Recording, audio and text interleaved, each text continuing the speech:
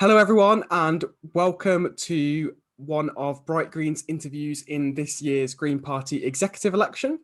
We're running interviews with as many of the candidates as possible, hopefully all of them. We're waiting to confirm a few dates with some of them, but most of them have now confirmed. So over the coming weeks, you'll be seeing lots more interviews like this with all of the candidates. Before I introduce today's guests, the one thing that I want you to do right this second is to scroll down below, hit that subscribe button.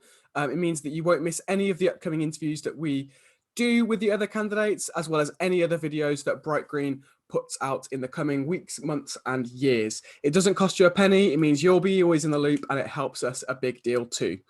So without further ado, I will introduce our candidates that we are speaking with this evening. And it is candidates for the local party support coordinator role we're discussing this evening.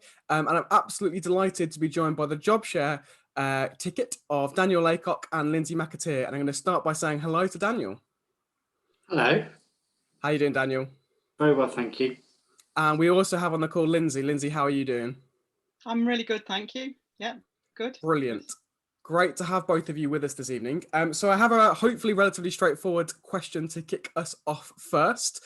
And it's up to you who answers. Both of you can answer, whoever you want can answer it first, or just the one of you can answer. So the question, straightforwardly, why are you standing to be the Green Party's next local party support coordinator?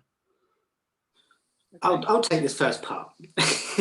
So we're basically standing because we kind of want to see support for local parties. It's been kind of missing within the party for some time.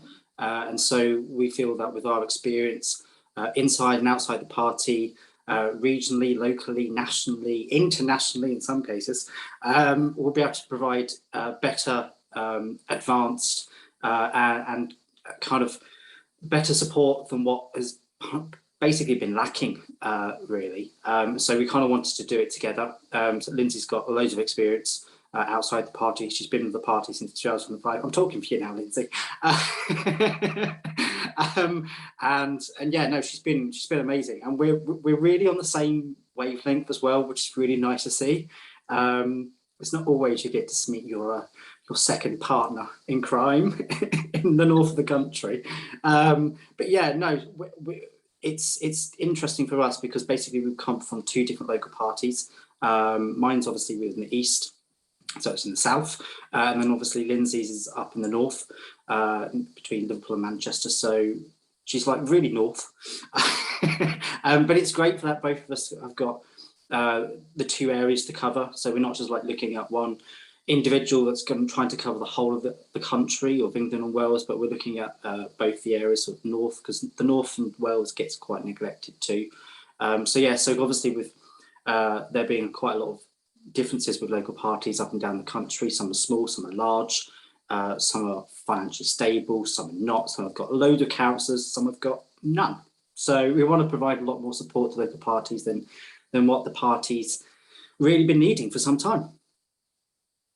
Yeah, just to add to that a bit, I mean, picking up on what you said, every single group or party or branch or Green Party group is different. They've got different needs, they've got different personalities, different people, different election targets. Every single group is different, and I think that's a really big reason why a local party's capabilities review. In a way, it's like a needs assessment. So you can look at every party and see, where they're falling down, what they need. Do they need training? Do they need help with canvassing? Do they need help with party in a box? You can work out what each group needs and provide bespoke support to each group, because it's not one size fits all, as we know. Why am I standing? I'm standing for GPEX because it's really important it's really important most of all that people vote in these elections, whomever you want to choose to vote for. It's really important that you vote in these elections because this is the body which can actually have the biggest impact in terms of where we're going nationally, but also in this role in particular, what we can do for local parties. The local parties are the engine room of the recyclable engine room, on a solar panel thing, for the Green Party. You know, without the local parties, we wouldn't be able to get electoral success. So yeah, I hope that touches on the reason why I'm standing. Yeah. That's great, thanks. So a few things that you've said there kind of leads me nicely onto the next question that I wanted to put to you. So you've talked about, I think both of you talked a little bit there about the fact that local parties across the country are kind of in different situations, have different strengths, are, I guess, at different kind of points in their journeys. So I wondered if you could talk a little bit about what your assessment of existing local parties within the party as a whole, where they are in terms of their strength, in terms of infrastructure, in terms of their ability to organise. What's your assessment at the moment of where local parties are at? It would be I'll just start off on this one. It would be a very general statement for me to say, you know, you could say, for instance, on a scale of 1 to 10, how well equipped and how well resourced and ready to and, you know, and sustainable and everything else, how well local parties, how effectively are they working? And to give a generalized figure for the country, I'd probably say it's something like 7.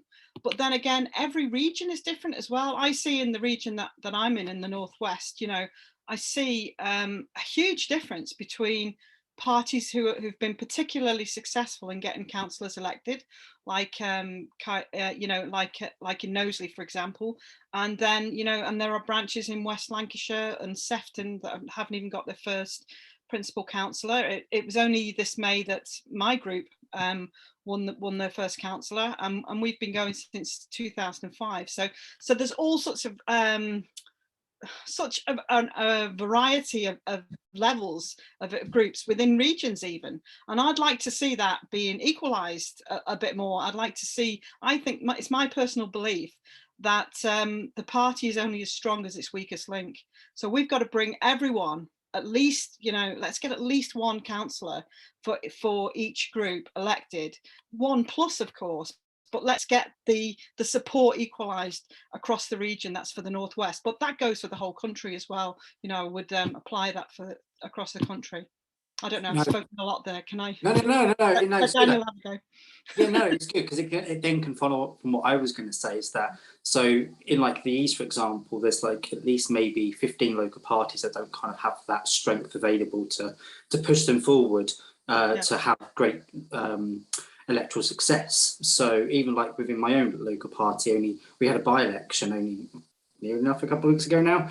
It was like a lifetime ago, and that was only just following the county elections, and so we've gone from 0 to near enough hero within 6 weeks. So those are kind of the things where you look at a local party to see where their strengths and the weaknesses are, and that's where basically our one of our top priorities will be to have a local party capabilities review, to look at the infrastructure, the strengths, the weaknesses of our local parties, to see where they're really being successful, where they're struggling a bit, where they need more support, where they need more training, where they need more guidance, and so that will kind of follow on really from that, because I know that you've got different areas of the country, like the Northwest, that they've got some really great local parties, like Knowsley. Then you look towards like Solihull as well. They've got a really great local party down there because they've got a load of really a large amount of councillors elected. Then you've got Bristol, then you've got Brighton, then you've got Norwich as well, and then you've got Suffolk. So you've got these wide areas of the country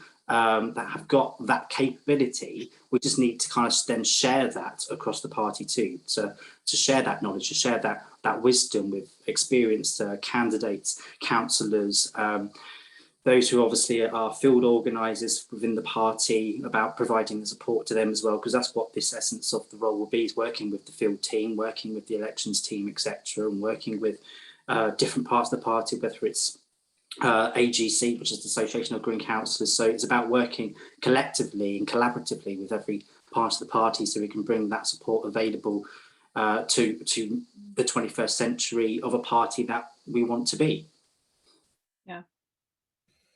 So, go ahead, Lyndsay. Yeah. In my own branch, in my own group, of which I'm the chair, is Warrington and Halton. So so you've got 2 local authority areas. One area, Halton, at the moment is having elections every year, okay, and Warrington has elections every 4 years, so 3 or 4 years. I think it's 3 this time because of the pandemic. So that, I mean, there's such a difference. I mean, we're thinking about planning and target to win and priority wards for Halton. I'm thinking, yes, I've got an idea. We can work something out. I can put something in for there. But for Warrington, it's like it's so far away. It's like, you know, do you know what I mean? It's so different, and that's just within one branch. Yeah.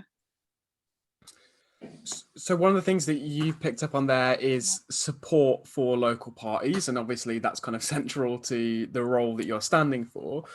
So what additional support do you think that local parties should be getting from the central party that they're not currently getting? And how would you kind of practically see yourselves in the role of local party support coordinator delivering that support? Oh, this is it, Lyndsay.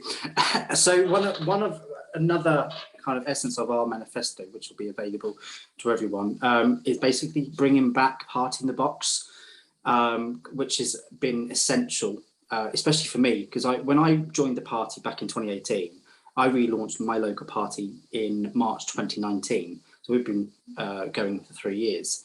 And I actually had to use that so I can actually get the local party up and running again. And then it was that kind of stepping stone to move things forward, so we can get members involved in the local committee, we can get them things moving, doing events or doing elections. And so I think the essence would be looking at having a zooped up Party in the Box. So it would be looking at what we've currently got on the members website, but bringing it all back together from the old members website into the new members website. Obviously, trying to find things on the new members website is a bit of a challenge, which I've now found out. So that would be one essence, and it'll be like looking at potentially like training, because I think training is the essence of everything. If you don't know what to do, there's training available to you. So you know how to canvass, for example, or you want to create a leaflet, there's training available for that. It's about bringing that essence of everything that involved with local parties, how to put on events, how to be a great local party coordinator. These kind of things are going to be essential for local parties, whether they're new, they've just relaunched, or they've been active for some time. So we need to get members re-engaged with the local party, so we can get that re-inactive again. And looking at kind of an essence of everything across the party. So, for example, what I would like to kind of see as well is actually guides available. So with like Action Network, I know we've got videos, we've got some slides and stuff like that, but actually having a how-to guide, what is Action Network, how to use it, how we can be better at using it, how we can advance to get more events moving, how we can mobilize members in like general elections and local elections across a local area or a region.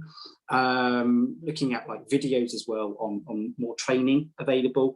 So instead of training being like conference, for example, members go to conference and training is available there. It's about more or less the other way around, where we need to actually bring the training to local parties so we can actually provide that to them, because I think that is quite it's one of the things that's missing from us as a party. I think another essence as well to bring a digitalized version of how to win local elections, which would be amazing. I think we're all on we're all like doing Zoom, we're all using Google, etc. So why can't we use a digitalized version of how to win local elections? So it being a really big book, because it's really heavy. So yes, there's quite a lot, but it's about kind of engaging and listening to members, listening to local party officers, regional parties as well, on how they can support local parties through the national party as well. So that's kind of just an essence. I think I've said everything there. Lyndsay, have you got anything to add? Well, I was just going to pick, well, just what you were just saying towards the end there. I was just going to say, you were talking about engagement with different levels of the party. I think communication is the key, and that's the gel that will you know, which will make all this happen. And I think that obviously you've mentioned field organisers, regional committees, and local party reps on them, working with them. And then there's groups like the emerging Liverpool City region and the Manchester Forum as well, working with those teams of people and activists together cooperatively and collaboratively on all of this to help strengthen local parties and strengthen their knowledge and skills base, and so they have what they need to win elections. Basically, we did also mention that it would be good. We thought it'd be a good idea to have like a buddy system as well. So if one particular group or branch didn't know where to start or didn't know what to do on a certain issue, say they were doing, I don't know, or accounts or canvassing, or it could be absolutely anything, that they had someone at the end of a phone that they could that they could talk to for advice, who was working in a neighbouring group or branch. So I think basically what we're saying is, like, we need to work together to make this happen. We need to help each other, and that can be done by a lot of the things that are in our manifesto. They're the tools, that's the kit that people need, but it also needs goodwill, communication, openness, and also a desire for people to see success, not just within their own branch, but regionally, in other groups, and nationally. And basically we're all on the same side, and it just coming down to that, we're all helping each other. Sounds a bit sort of like happy clappy thing, but what I'm saying is that this really is a collaborative effort. And it's no good if just one branch just is soaring ahead and the rest of the country nothing much is happening. We've got to be a party that is equally strong all over the place, all over the country. So I wanted to move on a little bit now from the specifics of the local party support role. And the reason for that is because, of course, members are electing a coordinator to do local party support, but also at the same time, they're electing a member of the executive, which will be having a say in a huge number of other areas of the Green Party's work and direction, not just in their individual portfolio. So I wanted to ask a few questions that are kind of slightly broader than the role and kind of strategic questions for the Green Party as a whole. And the first of those that I wanted to put to you is, where do you think that the Green Party is currently going wrong strategically? I know. Do you want to answer that first, Daniel? Oh, well, I think there's quite a lot of good that we are doing as a party within our strategic plans. I know that I've been kind of aware of what's been happening within the party anyway, because of being regional coordinator in the East. I'm aware of lots of what's been happening. So, for example, like with our electoral success, I know the party obviously wanted to go towards having 5 target candidates for the next general election. I can't really say what the outcome of that just yet is, because I'm not allowed. I've been told.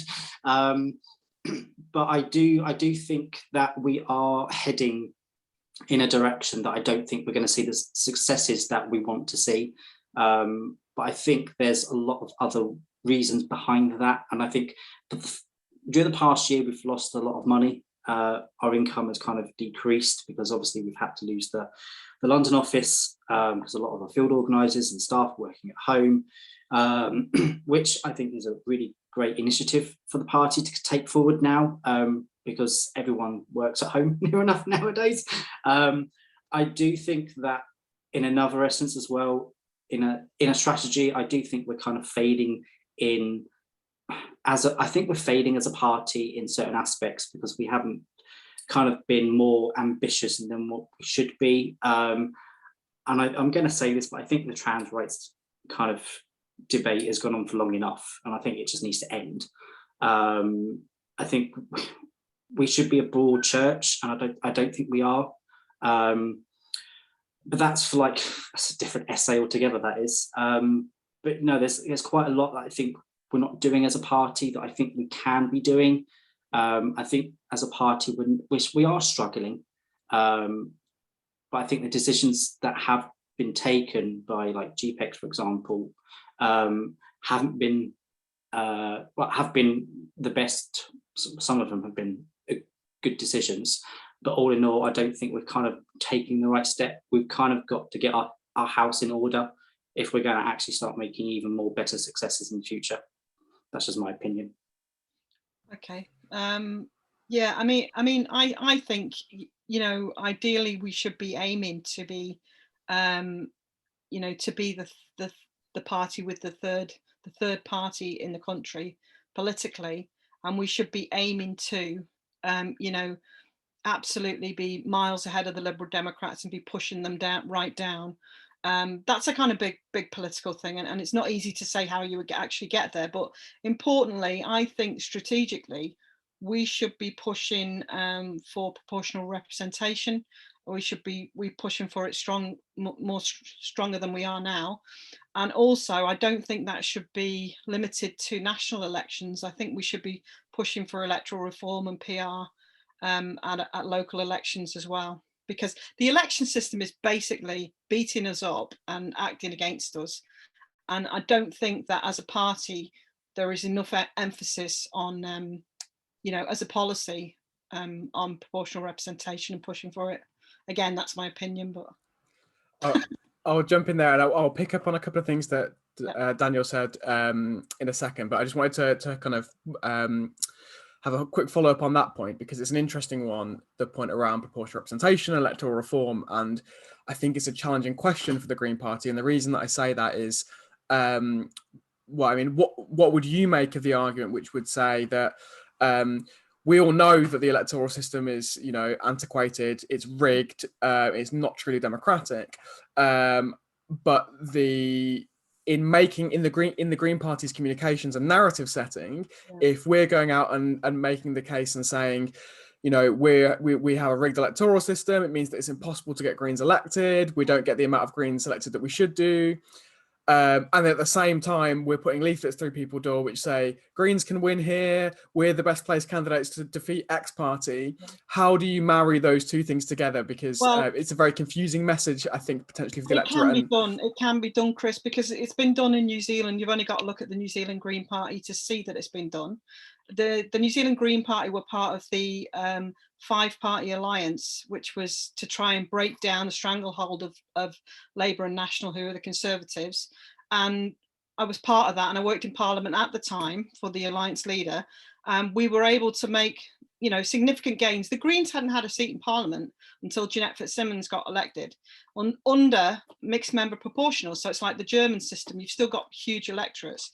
And I was working in Parliament, we had 2 MPs under first past the post, and overnight that changed to 13 MPs when we got MMP. So I've seen it happen, and I think the Green Party of New Zealand are a very successful Green Party.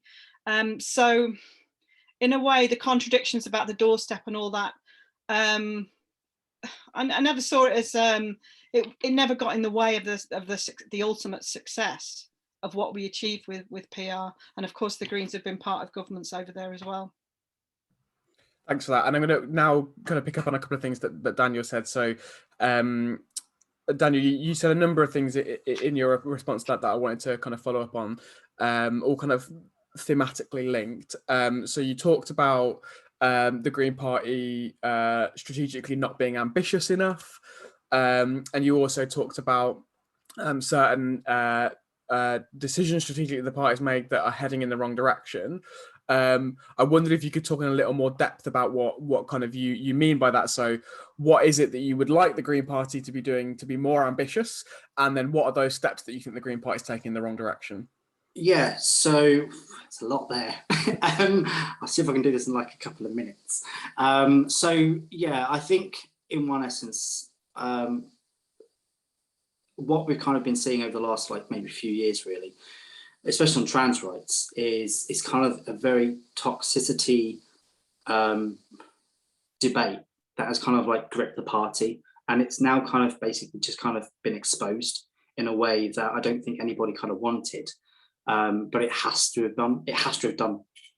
It was going to happen sooner or later, and so I think now we've come to a kind of a drought situation where we don't know what's going to happen with the party. We don't know where the party's going to go. We've got a leadership election happening, which is interesting to say the least. But I think I've been to some of the GPEX meetings myself, and they can be quite ferocious at times, and quite nasty, to be brutally honest. But I think some of the decisions that have made in relation to, like, for example, electoral decisions. I know that we were aiming to have a certain number. I'll be careful what I say without getting myself into trouble. We wanted to have a certain number of MPs by 2030, but I don't think that's now going to be achievable because of what the party's now decided. But that's obviously down to a steering committee.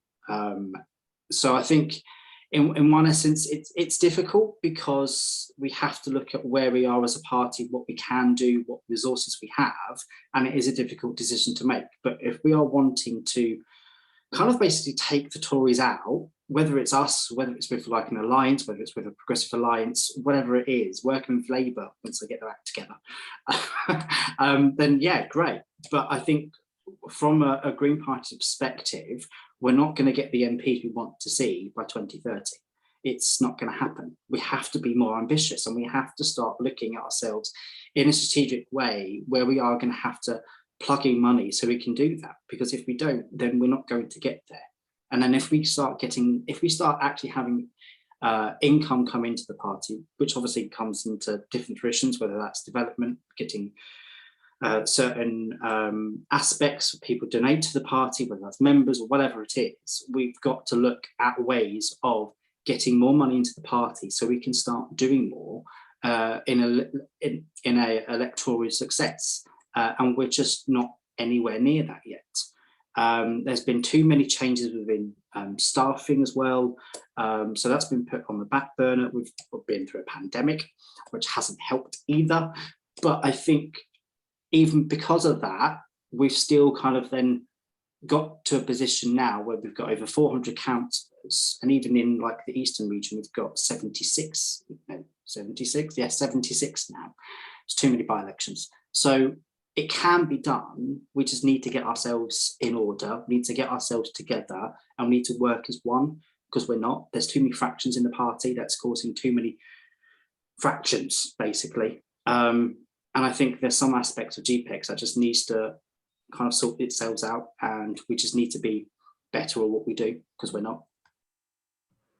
So those points around GPEX and where the party is nationally kind of, or centrally rather, kind of leads me on to something that I wanted to pick up with you, which is you'd have to be living under a rock and be a member of the Green Party to have not noticed that there's been a kind of a state of turmoil in the party in the last few days and weeks in particular. Some of that is kind of long standing. But to put it into context, in the last sort of 7 or 8 weeks, we've had 3 coordinators on GPEX resign. We've had one of the co-leaders of the party, Jonathan Bartley, resign, and the other co-leader of the party, Sian Berry, say that she's not going to restand for a leadership position. Now, it's not uncommon in the Green Party for members of the executive to not fulfill their full term. It's quite often that people do 1 year rather than the full 2, or step down midway through. However, the number of resignations that have happened in such a short space of time is uncommon, and the fact that some of those resignations seem to be tied together with a common theme is uncommon. So I wondered if you could reflect on what your assessment is of the current state of the party in that regard. And I mean, you, the two of you, I think Daniel in particular, have mentioned stuff around relationships on GPEX. How would you work to forge a more conducive environment for members of the executive to fulfill their roles effectively, to fulfill the function of the executive effectively, and to feel they can stay the course for their term in office? Yeah, I think that there needs to be a greater level of transparency, and there needs to be a greater level of democracy on GPEX. For example, there is some confusion over this how spokespeople were appointed recently, and whether that was done by GPEX or a subgroup of GPEX. I heard it was a subgroup of GPEX. And decisions in terms of particular people who were appointed as spokespeople who may not have been the appropriate choice, really.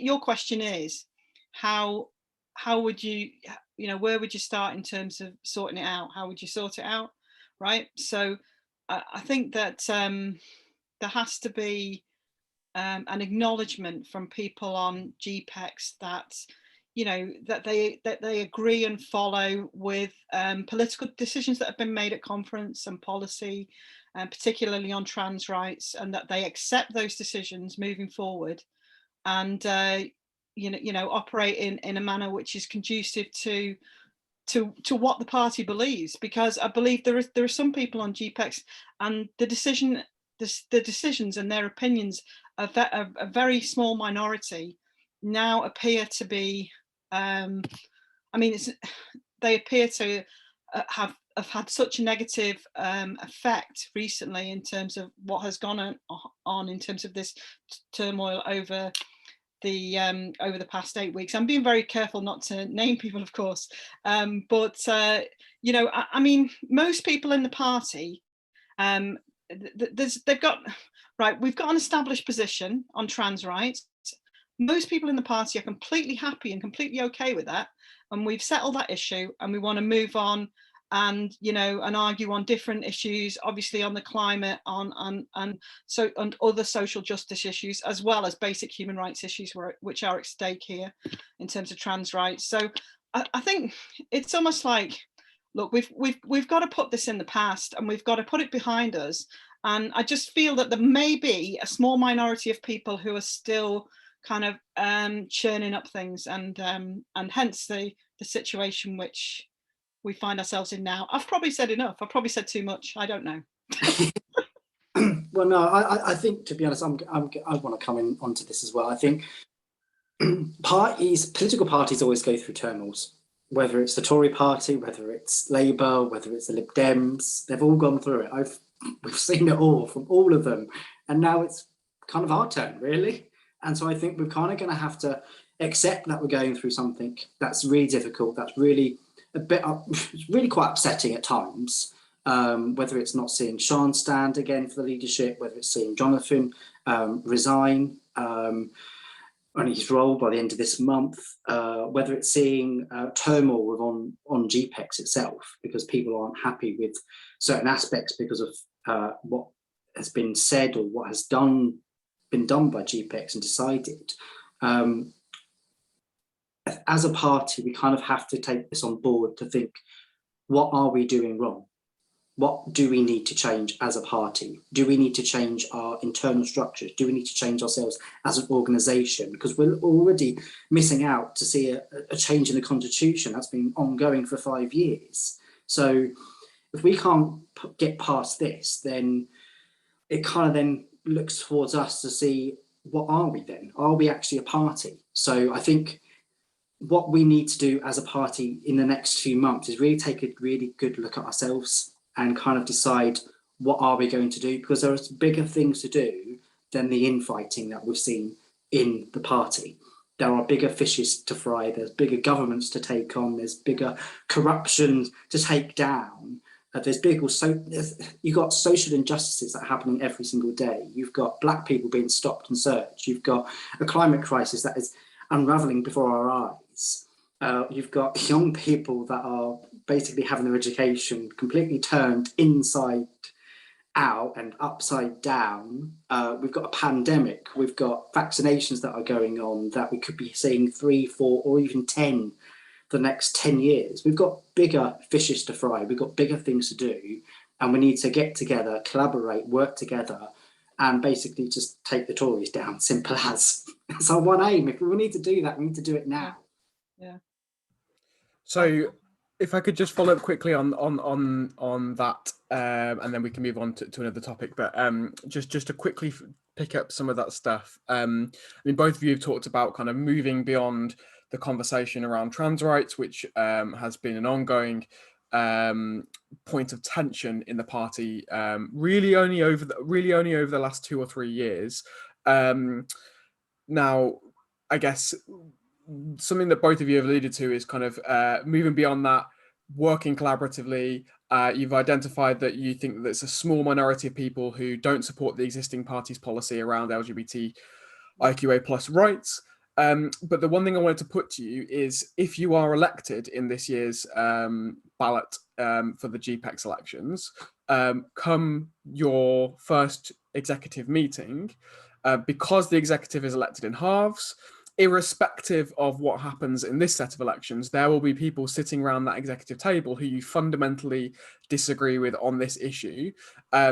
And yet you're saying that you want to bring people together, you want to move beyond this. How do you see yourselves moving beyond that, given that you'll have people in the room in that meeting who you fundamentally don't see eye to eye with on this issue, and that you've described as representing a minority opinion in the Yeah, party? well, this is politics, isn't it? I mean, I sit and I work with people from Labour, and if you sit down, you work with people who've got opposing views to you, and you try. I mean, politics is about trying to make your argument a stronger argument, get your point of view across, and get things done. I mean, there's nothing that would stop me from sitting down at a GPEX table at the same meeting, next to people who I fundamentally disagree with. There's nothing that would stop me from doing that, and from talking, hello, how are you, to working on stuff constructively, because that's what you've got to do. That's what you've got to do in politics. You've got to work with people who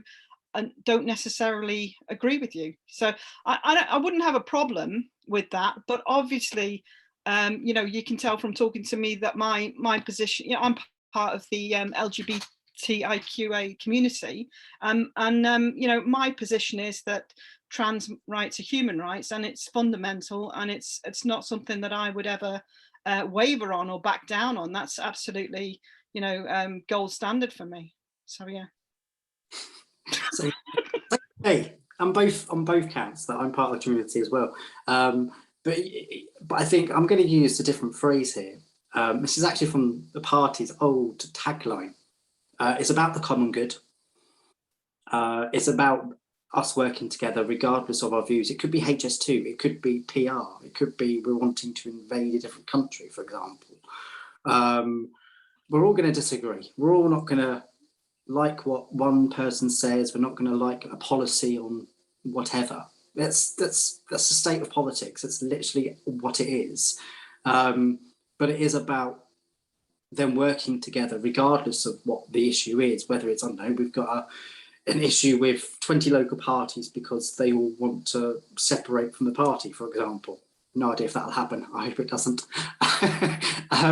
But there could be an amount of issues that could crop up, but it's about kind of just getting on with the role and actually working for the common good, because that's basically what we're doing as a party. We're working to save the planet, to save our own future, to save our grandkids and their grandkids' futures. So if we're not doing that, then what are we doing?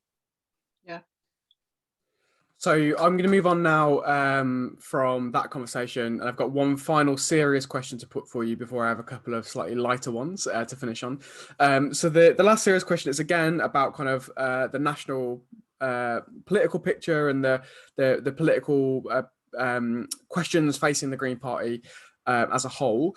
So we've obviously in quite unique political circumstances, quite changing political circumstances, and the kind of political landscape has shifted quite significantly in the last 18 months, 2 years, with the Tories moving significantly to the right, the Labour Party also moving to the right of where they were even just sort of 12 months, 18 months ago. The Liberal Democrats, it's not clear where they stand on much, but that's the kind of the political landscape as kind of we see it. So in order to deliver the kind of election success that you've been talking about, that ambitious political ambitions that you've said that you want for the Green Party, where do you think that the Green Party should be positioning itself politically at the moment? Personally, I think we should be positioning ourselves on the left. And I think that in my own branch, in my own group, for example, I've had, a small handful of people have come over from Labour, not elected people, but activists have come over, and they've come over to join the Greens because of Keir Starmer and the Labour Party moving to the right. So I think that there's Labour at the moment moving towards the centre, like you say, the Liberal Democrats, who knows what they stand for? Nobody really does. And but what happened, interestingly enough, just a quick sort of anecdote from New Zealand, is the reason that the Alliance and the Greens were able to have a lot of success was that the support for the Social Democrats, or Social Credit, I think it was so low. They were like 2%. That we were able to come in as the third force, after the two big parties. And this is where I see that would be great here if we could just eclipse the Liberal Democrats and just become the third largest party in UK politics. Another thing I just want to say is that we do need more MPs, and I think it's really important. We should be going for about the next election for 3 to 4 MPs, certainly. And I think there is a massive emphasis on local council success, and it's incredibly important. But I think we do need some target parliamentary seats around the place. I do think that the north of England needs to have more of a focus, because sometimes people say, oh, the Greens is a London-based party, it's a southern party, London, Brighton, London and Bristol. And so there needs to be more emphasis and more targeting, and even if there was an office again, I'd be quite, I'd quite happily support the office being in Manchester or Birmingham instead of in London. So, and also, and the other thing is that there's an emphasis on regional mayors as well, which is just coming to, which is just a pretty new thing for us. In the Liverpool City region, we someone from my branch was the candidate, Gary Cargill. He got the best vote outside Bristol in regional mayor. And, and in Manchester, we had a great candidate as well, Melanie Horrocks, who did really well. And organising and campaigning at that level as well, I think is really important. I think, did I cover what you wanted to ask me there, or did I go off topic? No, I'm all right. Okay, thanks. Bring off topic, I'll pretend you later. No, I definitely think I agree with Lyndsay. We do need to be on the left. I think we need to really start taking a lot of the chunk away from Labour, from the Tories as well. It can be done. It works locally too, so we need to do it nationally. We've got to kind of identify our voters specifically well, which I know is going to be happening anyway. But yeah, no, I think that if we position ourselves in a way that what we've always been doing, we were anti-austerity back in 2010. We've been anti-Tory ever since. Yeah, no, I think what we're doing is really is great. I think we just need to keep it up, because I do think we always struggle trying to get press, etc., and trying to get noticed. But if we keep going the way we're going, with what like Sean and Jonathan are doing with like an Amelia, have been doing with the press, and I know that Molly as well has been doing quite a lot of work with the press, then we can kind of take a lot of the stuff away from the Lib Dems, the Tories and Labour, and be that really big third party in the country that I know we can be and that we must be. Yeah. So that's the end of my serious questions. I have two light ones to finish us off on. I'm going to put these to both of you.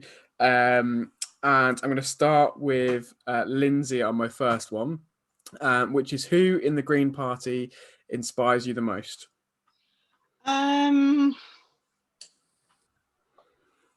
I mean, it sounds a bit cliche. I'm going to say Caroline Lucas, because, but that, and I'm kind of at the age where I can get away with saying Caroline Lucas because I'm old.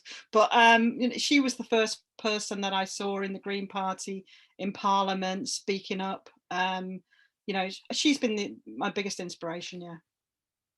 That's the first mention of Caroline we've had of that question so far. But I'm now going to move over to Daniel. Who inspires you the most?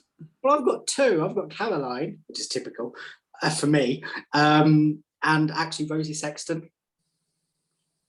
She'll like that little plug. Yeah, absolutely. So my next and final question for you is, you're standing for local party support coordinator. You must have one. What is your favourite local party? And Daniel, you're going first on this one, and then we'll finish with Lyndsay. Actually, I am. I'm going to be really biased here and say Suffolk. It's actually a lot of them because it's a huge area. We've got 9 county councils. What do you expect?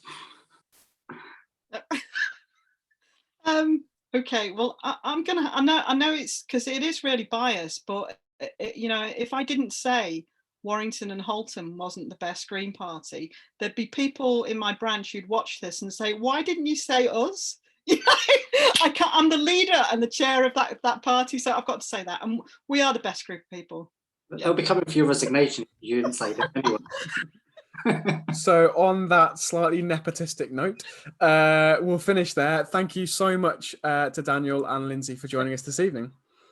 Thank you, Chris. No problem. Thanks very much, Chris. So this has been our interview with Daniel Laycock and Lyndsay McAteer, who are both standing for the local party support coordinator position in this year's Green Party executive elections. As I said at the start, we will be having interviews with more of the candidates over the coming days and weeks. We already have 2 interviews that are live on our YouTube channel that you can go and watch now. We have one with Duncan Kerr, who is also standing for local party support coordinator, and also with Ashley Routh, who is standing for the equality and diversity coordinator position in this year's elections. Got plenty more to come. The best way that you can make sure that you don't miss those forthcoming videos is to scroll down now and hit that subscribe button. Subscribe to us on YouTube, and you can make sure that you don't miss any of the interviews, any of the other videos that we put out. I have just a few final things to say to you before we leave. The first of them is that we will be doing more coverage of these elections, not just these video interviews, but we'll also having comment pieces from candidates, other coverage as well. All of that can be found on our website at bright-green.org. Everything that happens on that website, everything that happens on this YouTube channel is not funded or backed by big business or billionaires or media moguls. It's solely focused by good people like you, solely funded by good people like you. So if you are able to, we ask people to make a kind donation of just £5 a month. You can donate at bright-green.org/donate. There'll be links below in the description as well, but that's what makes these videos happen. So if you want to see more content like this, if you want to see more coverage of the Green Party of England and Wales, of the Scottish Greens, the Green Party in Northern Ireland, of the Labour movements, social movements, and the rest of the wider left, then please do go over and make a donation today. The last thing to say is if you've disagreed with anything that Daniel and Lyndsay have said today, if you've agreed with anything they've said, please do chuck it in the comments down below and get a discussion started down there. So thank you so much for watching. Thank you once again to our guest for this evening, and I'll see you all soon. Thanks so much.